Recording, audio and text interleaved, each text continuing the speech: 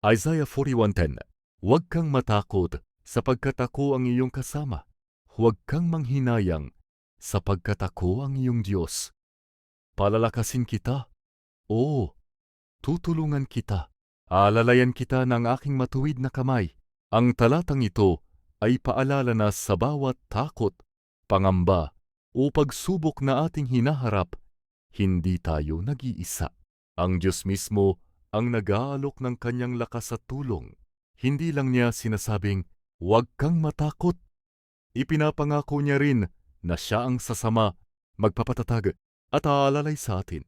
Kapag nakakaramdam ka ng pagod, panghihina o kawalan ng pag-asa, alalahanin mo na ang kapangyarihan ng Diyos ang nagtataguyod sa iyo.